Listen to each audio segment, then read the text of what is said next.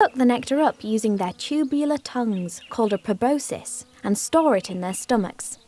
Bees have special enzymes in their stomachs that can turn the nectar into watery honey. The bees put the watery honey into a cell of the honeycomb. Honeycomb is made out of a waxy substance the bees make, called beeswax. The bees turn the watery honey into thick honey by fanning it with their wings. This evaporates the water from the honey and makes it thick and golden. When the honey is thick enough, the bees cover the honeycomb cell with a cap to keep it safe.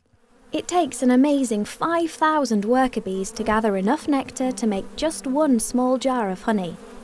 That's a lot of flying, collecting, and honey making. Beekeepers take a small amount of honeycomb from each hive. They can tell it's time to harvest a hive when they can see wax caps on the top of the honeycomb. They take the wax caps off the top and the honey pours out.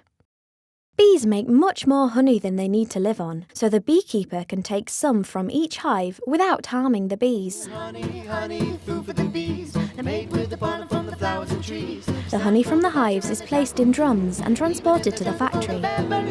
Sweet manuka, clear acacia, honey, honey, honey in 1,000 flavors, tasty on your toast and grain your tea. Then it is cleaned and filtered, taking out anything you wouldn't want to eat. The warm, filtered honey is stored in large vats.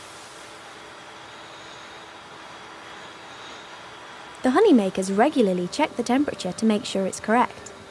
When the production line is ready, the honey is put into containers and labelled. This factory fills around 1 million jars a week.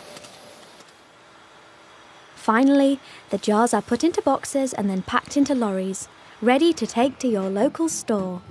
Next time you have honey on your toast, don't forget to think of all the thousands